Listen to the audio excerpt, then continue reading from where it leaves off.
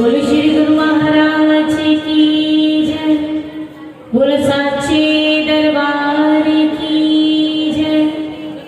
बोलो श्री नंदी निवासी भगवान की जय। बोलो श्री स्वामी जी महाराज की जय। बोलो वृंदावन बिहारी लाल की जय। बोलो श्रीमद् भागवत महापुराण की जय। श्री राधा कृष्ण के चरण कमलों का ध्यान करते हुए आओ हम सब इस कथा गंगा के 5वें दिवस में प्रवेश करें। श्रीमद् भागवत महापुराण कृष्ण की कथा है। अगर ये कृष्ण की कथा है तो पहले दिन ही हम ये बात क्यों नहीं कहते, हाथी घोड़ा पालकी जय कन्हैया लाल की। अगर ये कृष्ण की कथा है तो हम पहले दिन ही क्यों नहीं कहते, कृष्ण जन्म पहले दिन ही क्यों नहीं हो जाता, 4 दिन तक हम उसकी इंतजार क्यों करते हैं।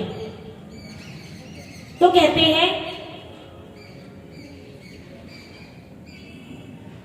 देवहूति ने जब कपिल मुनि से ज्ञान लिया तो देवहूति ने कपिल मुनि से पूछा अपने पुत्र से कि भगवान के भक्त कितने प्रकार के होते हैं और भगवान आपको कौन कौन से भक्त ज्यादा प्रिय हैं। तो भगवान ने कहा मेरे भक्त 4 प्रकार के होते हैं, सतोगुणी, तमोगुणी, रजोगुणी और निर्गुणी। सतोगुणी भक्त किसे कहते हैं, यह वो भक्त है जो मंदिर में जाता है और मंदिर में जाकर केवल भगवान की कृपा को ही मांगता है कि हे प्रभु मुझ पर अपनी कृपा बनाए रखना। तमोगुणी भक्त वो होते हैं जो किसी व्यक्ति की हिंसा की कामना से जाते हैं। जब उनके प्रति किसी व्यक्ति की, उनके भीतर किसी व्यक्ति के प्रति द्वेष होता है तो उस व्यक्ति का अंत करने की भावना से वो भगवान के चरणों में जाते हैं। तीसरे भक्त होते हैं रजोगुणी। ये वो भक्त होते हैं जो संसार की वस्तुएं मांगने की इच्छा से भगवान के पास जाते हैं। भगवान कहते हैं मुझे ना सतोगुणी भक्त पसंद है, ना रजोगुणी, ना तमोगुणी। मेरा चौथा भक्त है निर्गुण भक्त, जिसे मंदिर में आकर कभी कुछ मांगने की इच्छा नहीं होती। वो केवल प्रभु के चरणों में जाकर अपनी दोनों भुजाओं को पसार कर केवल भगवान से यही कहता है कि हे प्रभु तू मेरा और मैं तेरा। मुझे ऐसे भक्त बहुत पसंद हैं, ऐसे भक्त ही मुझे अच्छे लगते हैं। तो बात चल रही थी कि 4 दिन बाद ही क्यों कृष्ण का जन्म आता है। जब हम कथा में बैठते हैं तो पहले दिन सतोगुण का अंत होता है, दूसरे दिन तमोगुण का, तीसरे दिन रजोगुण का और चौथे दिन जब हमारा मन बिल्कुल पवित्र एक पुष्प की भांति हो जाता है तो चौथे दिन ही हमें कथा में प्रवेश मिलता है और चौथे दिन ही वो भगवान स्वयं आते हैं। तब उस व्यक्ति को कृष्ण कथा में प्रवेश मिलता है। भगवान सुखदेव मुनि राजा परीक्षित से भगवान के अवतार की कथा को सुनाने का आरंभ करते हैं। पृथ्वी पर जब बहुत पाप बढ़ जाता है तो पृथ्वी गौ स्वरूपिणी होकर ब्रह्मा जी के पास जाती है और ब्रह्मा जी से कहती है कि धरती पर पाप बहुत बढ़ रहे हैं। ब्रह्मा जी आप उन व्यक्तियों को क्यों बनाते हैं जो धरती पर इतना पाप करते हैं और मुझ पर बोझ डालते हैं। तो ब्रह्मा जी कहते हैं तुम्हारा कहने का तात्पर्य क्या है। तो वो कहती है कि इन लोगों का, इन व्यक्तियों का अंत कर दो। ब्रह्मा जी ने कहा ये मेरे हाथ में नहीं है, मेरे हाथ में तो मनुष्य बनाने की फैक्ट्री है। अगर उसमें से एक आधा मॉडल डिफेक्ट निकल आए तो उसमें मेरा कसूर नहीं। रावण को मैंने पुलसत्य परिवार में, ब्राह्मण परिवार में जन्म दिया था। अब ब्राह्मण परिवार में जाने के बाद भी अगर रावण की बुद्धि नष्ट हो गई तो इसमें मेरा कसूर नहीं। अगर तुम्हें अपनी समस्या का समाधान करना है तो तुम शंकर जी के पास जाओ। शंकर जी ने कहा तुम कहती हो कि लोग धरती पर पाप करते हैं, उनका अंत कर दो।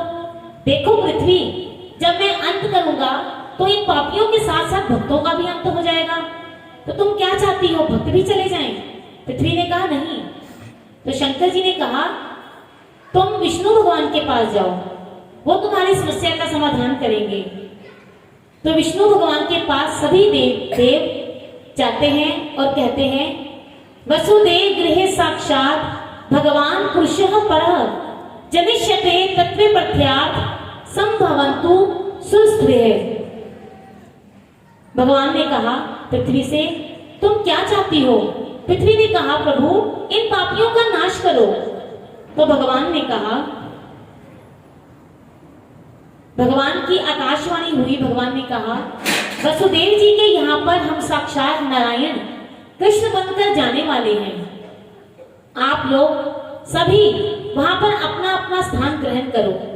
जैसे ही सभी देवी देवताओं ने, पृथ्वी ने सुना कि प्रभु धरती पर आ रहे हैं अपने भक्तों को अपनी लीलाओं से आनंदित करने और पापियों का उद्धार करने के लिए, तो उसी समय सभी देवी देवता कोई लता बनकर, कोई पता बनकर, कोई वृक्ष बनकर, कोई पर्वत बनकर वहां पर ब्रजमंडल में पहुंच जाते हैं।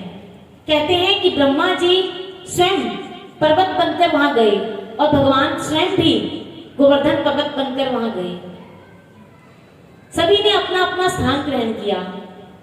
शूरसेन के पुत्र वसुदेव जी हुए हैं। उग्रसेन के पुत्र, मथुरा के राजा उग्रसेन के पुत्र कंस और उग्रसेन के भाई देवक की बेटी देवकी का विवाह वसुदेव के साथ होता है। विवाह संपन्न हो जाता है। जब विदाई होती है तो कंस के मन में आता है कि मेरी चचेरी बहन, इकलौती चचेरी बहन है, मैं इसे बहुत प्यार करता हूँ, तो क्यों ना आज इसकी विदाई करने के लिए मैं स्वयं जाऊं और इसके रथ को खुद हाँकूं। जैसे ही कंस रथ पर चढ़ता है, रथ की बागडोर को अपने हाथ में लेता है, उसी समय आकाशवाणी होती है, अरे दुष्ट कंस, जिस देवकी को तू छोड़ने जा रहा है, इस देवकी का अष्टपुत्र, 8वां पुत्र तेरा काल बनेगा। जैसे ही कंस ने ये आकाशवाणी सुनी, कंस ने उसी समय देवकी को केशों से पकड़ लिया और अपने हाथों में तलवार उठाई और देवकी पर प्रहार करने लगा। वसुदेव जी ने कंस के चरण पकड़ लिए और कहा, हम अपने सारे पुत्र एक एक करके तुम्हारे चरणों में सौंप देंगे, तुम देवकी को छोड़ दो।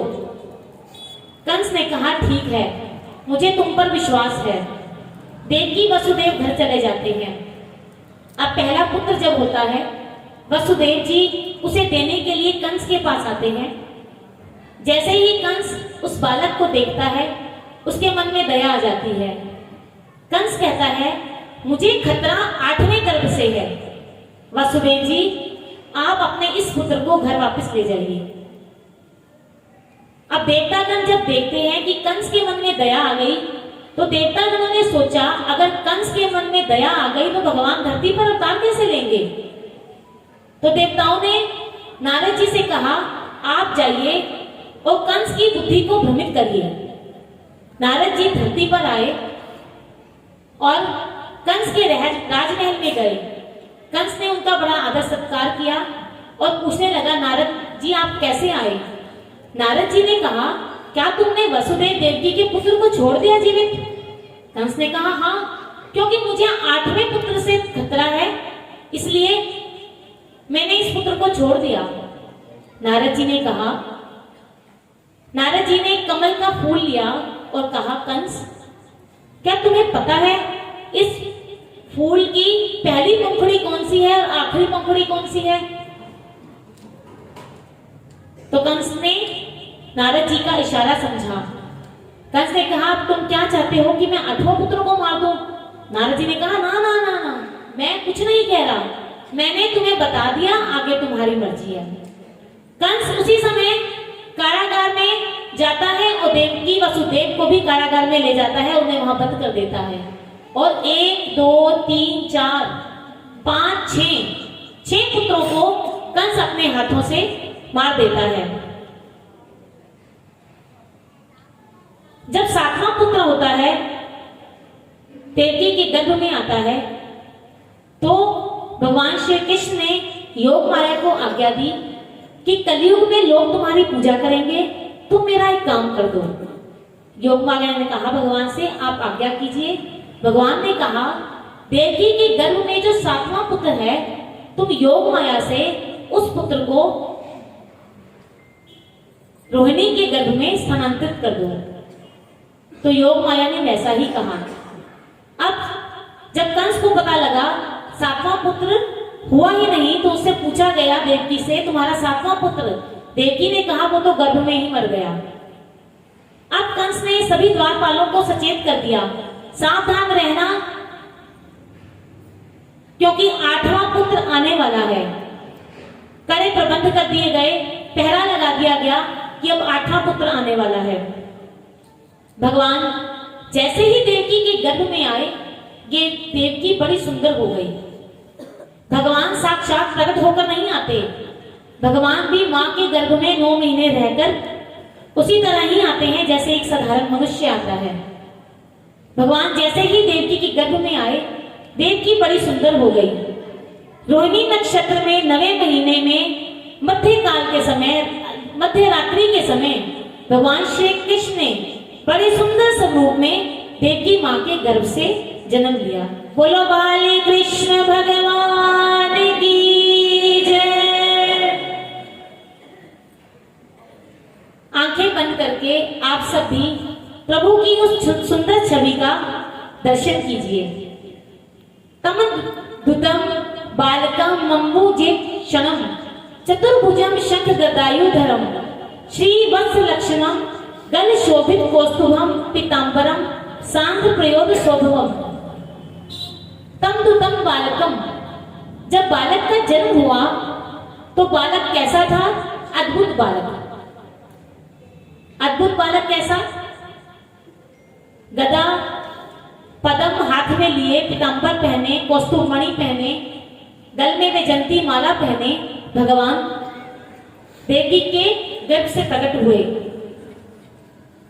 नारायण जी स्वयं बालक बनकर देवकी के घर पर आए हैं। सभी देवताओं ने भगवान की स्तुति की और भगवान पर पुष्प वर्षा की। वसुदेव देवकी पार्वती परमात्मा को पाकर बड़े प्रसन्न हैं। उनके चेहरे पर प्रसन्नता के चिन्ह दिखाई दे रहे हैं, उनकी आभा देखने योग्य है। आज भगवान को पाकर दोनों बड़े प्रसन्न। देवकी ने भगवान से कहा, प्रभु आपने मेरे गर्भ से जन्म लिया, मेरे कोख को आपने धन्य कर दिया। मैं चाहती हूं कि आप बालक रूप में आए, क्योंकि मैंने कभी मां का सुख मुझे मिला ही नहीं। 6 बालक मेरे मर गए और 7वें को मैंने देखा ही नहीं। तो मेरी आपसे प्रार्थना है, आप बालक रूप में आकर मेरी गोद में आए और मुझे मां का सुख प्रदान करें। कहते हैं कि देवी, कई लोगों ने प्रश्न किए संतों से कि देवकी ने ऐसा कौन सा पुण्य किया था कि भगवान उसके घर आए। भगवान किसके घर आते हैं? जिसके मन में धैर्य होता है, जिसके भीतर धैर्य जैसे गुण होते हैं, भगवान उसी को ही दर्शन देने के लिए आते हैं। कहते हैं कि विश्व में अगर कोई स्त्री जिसने तपस्या की थी तो वो केवल देवकी ही थी, जिसने धैर्य रूपी तपस्या की थी, और भगवान ने आकर उसको दर्शन दिए और उसके गर्भ से पुत्र रूप में आए। तपस्या केवल समाधि लगाने को तपस्या नहीं कहते। जो संसार के बीच में रहकर, परिवार के बीच में रहकर धैर्य रखते हैं और भगवान का भजन करते हैं, भगवान उन्हें दर्शन देने के लिए जरूर आते हैं। भगवान ने, देवकी ने भगवान से प्रार्थना की कि हे प्रभु आप बालक रूप में आए। भगवान ने उसी समय अपनी चतुर्भुज भुजाओं को अंतर ध्यान किया और धीरे धीरे धीरे धीरे बालक बनते चले गए। नन्हे से बालक बनकर भगवान देवकी की गोद में बैठ गए। कहते हैं कि जब हम भजन करते हैं तो भगवान दर्शन देकर हमें सुंदर रस का प्रदान करते हैं, और जब कोई भगवान की भक्ति करता है, भगवान को धैर्य से, जीवन में धैर्य रखकर भगवान की भक्ति करता है, तो भगवान उसके रस को पाने के लिए आते हैं। देवकी ने भगवान को अपना दूध पिलाया और तृप्त हो गई। भगवान ने अब देवकी और वासुदेव जी से कहा, वसुदेव देवकी, अब बहुत देर हो जाएगी, तुम मुझे गोकुल में छोड़ाओ। नंद जी के यहाँ एक कन्या ने जन्म लिया है, उस कन्या को, वो कन्या योग माया है, वैष्णो देवी है, तुम उसे उठाकर यहाँ ले आओ और मुझे उनके पास छोड़ाओ। वासुदेव जी ने कहा, हे प्रभु, इतने कड़े पहरे, हमारे हाथों में हथकड़ियां लगी हैं, पैरों में बेड़ियां लगी हैं, बाहर इतने चौकीदार खड़े हैं, हम आपको कैसे ले जा सकते हैं। देखिए, जब हम भगवान से मिल जाते हैं, भगवान की शरण में चले जाते हैं, तो सारी बेड़ियां अपने आप ही टूट जाती हैं। सारी बेड़ियां टूट गई, हथकड़ियां खुल गई, दरवाजे खुल गए और वसुदेव जी भगवान को लेकर जा रहे हैं। जब भगवान को लेकर जाते हैं तो आज कहते हैं सारे पशु पक्षी, जंगल के जीव जंतु सब भगवान का दर्शन करने के लिए आते हैं। यमुना उछल उछल कर, यमुना की लहरें भगवान के चरणों का स्पर्श करने के लिए ऊपर होती हैं।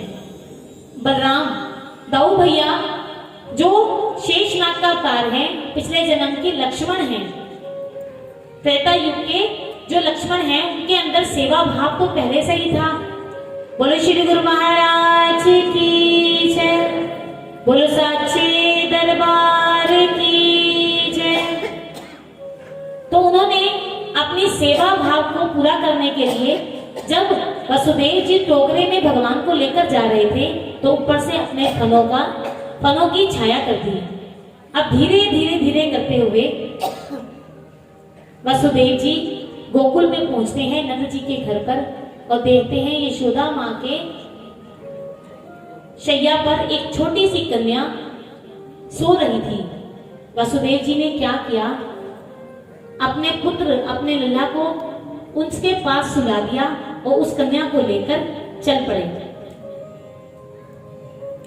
अब सुबह होती है, जैसे ही सब नंदा सुगंधा नंद जी की दोनों बहनें देखती हैं खिड़की में से कि उनके यशोदा के पास एक छोटा सा नन्हा सा लल्ला सो रहा है, तो भागती हुई दौड़ती हुई द्रुत गति से नंद जी के पास आती है। नंद जी से कहती है, नंद जी बधाई हो आपको बहुत बहुत।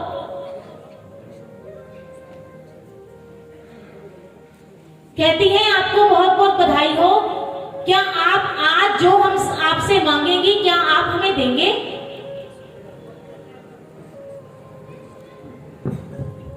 तो क्या आप हमें देंगे। तो उन्होंने कहा हाँ जरूर दूंगा। तो उन्होंने कहा एक बड़ी अच्छी खबर है, यशोदा माँ के यहाँ लल्ला हुआ है। जैसे ही नंद जी ने सुना, खुशी से प्रसन्नता से झूमने लगे और खुशी के आंसू उनकी आंखों में आ गए, क्योंकि बूढ़े हो गए थे, इतने वर्षों बाद उनके घर बालक हुआ था। स्वागतम कृष्ण सुस्वागतम कृष्ण, स्वागतम कृष्ण सुस्वागतम कृष्ण, स्वागतम सुस्वागतम सुस्वागतम कृष्ण, स्वागतम कृष्ण सुस्वागतम कृष्ण, स्वागतम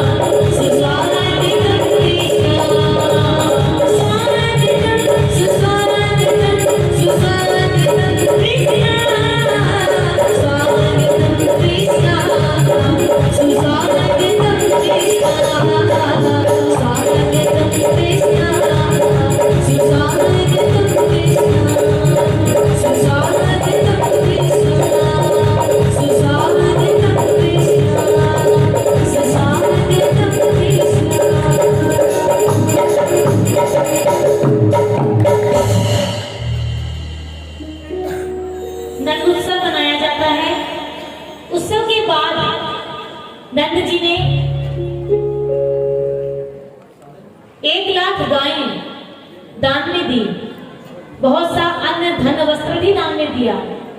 पहले के धनपति लोग जो हुआ करते थे, जब उनके घर कोई खुशी का अवसर होता था या कोई संतान होती थी तो वो क्या करते थे, उन पर से वार कर उनके नाम का दान दिया करते थे। क्यों? क्योंकि उनके बच्चों को उनकी दुआएं लगेंगी। अपने बच्चों के लिए दुआएं लेने के लिए वो बहुत सा दान पुण्य किया करते थे। अब नंद जी ने भी बहुत दान किया और बड़ी खुशियां मनाई। सारी गोपियां, सारी ग्वाले नंद जी के यहाँ पर बधाई देने आ रहे थे। कोई बधाई देने आ रहा था तो कोई लेने आ रहा था। यशोदा माँ इतनी खुश, जिसको जो कुछ भी नजर आया सब कुछ लुटाई जा रही थी। इतना अच्छा, इतना महंगा 9 लाख का हार पहना था, किसी गोपी को दे दिया। दूसरी गोपी ने कहा, यशोदा तुझे क्या हो गया है, तू तो अपने घर का सब कुछ ही लुटाई जा रही है। यशोदा ने कहा, इन सब का मोल मेरे लल्ला से ज्यादा नहीं है। मेरा तो मन करता है मैं अपने आप को भी वार कर किसी को दे दूं। मुझे अपना लल्ला इतना प्यारा लगता है। सभी गोपियों ने, सभी सखियां यशोदा जी से कह रही हैं, यशोदा तेरा कान्हा बड़ा सुंदर है, तेरा लल्ला बड़ा सुंदर है, मोटी मोटी आंखें निकाल निकाल कर सबको देख रहा है। तू इसके माथे पर काला टीका लगा दे, कहीं तेरे लल्ला को नजर ना लग जाए।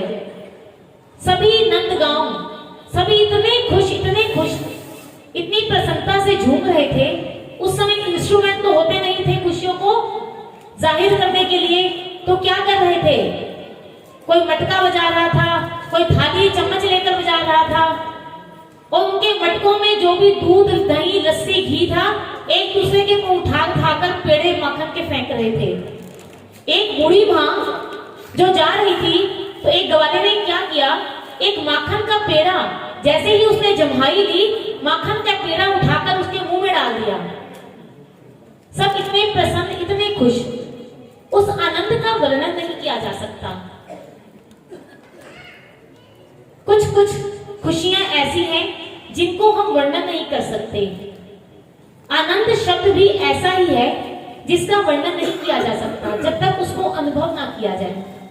जैसे किसी वस्तु का स्वाद, जब तक रसगुल्ला आप अपने मुंह में खुद नहीं डालेंगे तब तक आपको उसकी मिठास का पता नहीं लगेगा। रसगुल्ले की मिठास को हम शब्दों में वर्णित नहीं कर सकते।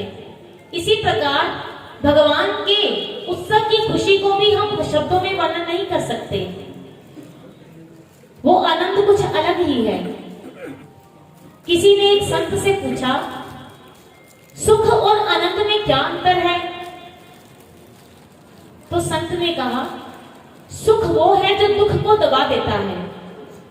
जो चीज दबी हुई है वो कभी ना कभी उठकर जरूर आएगी, लेकिन आनंद को दबाया नहीं जा सकता। आनंद तो एक बार भीतर आ गया फिर वो जा ही नहीं सकता। और वो आनंद कहां से मिलता है? सुख क्या है? आपके जीवन में फैसिलिटीज होना, आपका घर अच्छा है, आपकी दुकान अच्छी है, व्यापार अच्छा चल रहा है, आपकी संतान अच्छी है, ये सुख है। सुखी व्यक्ति आनंदित हो ये जरूरी नहीं है। सुख है आपके पास, लेकिन आनंद केवल भगवान की भक्ति और भगवान की कृपा से ही पाया जाता है। वो आनंद कहाँ है? भगवान के चरणों में।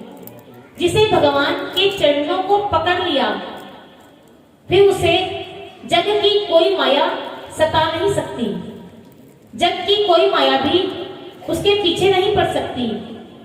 कोई भी व्याधि, काम, क्रोध, मोह, लोभ, अहंकार उसे व्यापेंगे नहीं जिसने भगवान के चरणों को पकड़ लिया। एक मछुआरा सरोवर में खड़ा मछलियां पकड़ रहा था। उसने क्या किया? अपना जाल बिछाया। अब जब मछुआरा जाल बिछाता है, पानी में डालता है तो कैसे डालता है? ऐसे करके।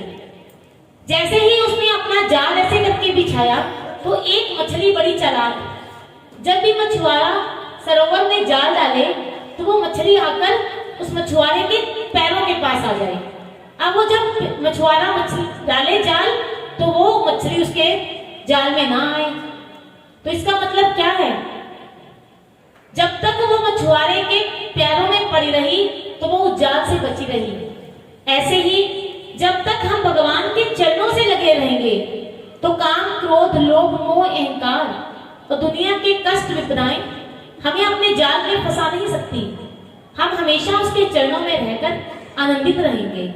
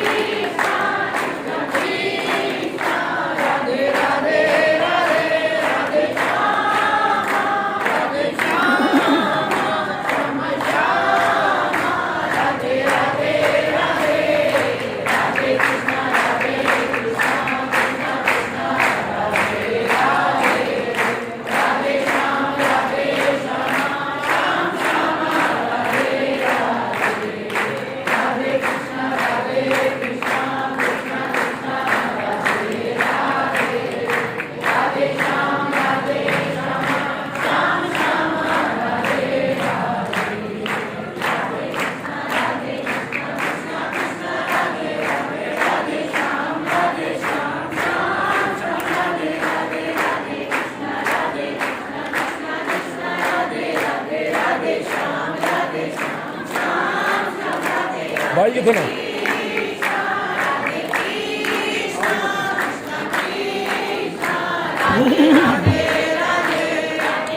आगे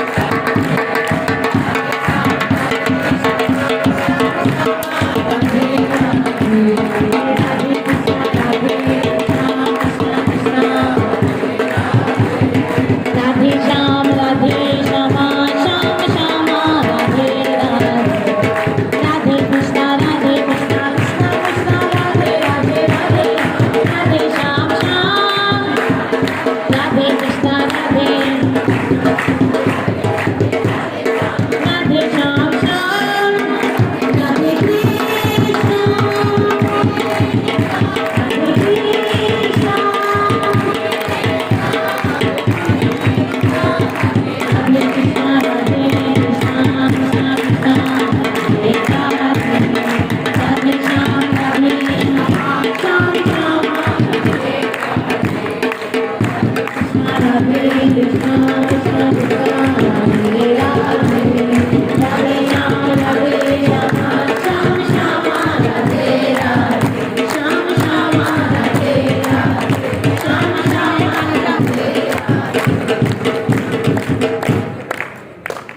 गा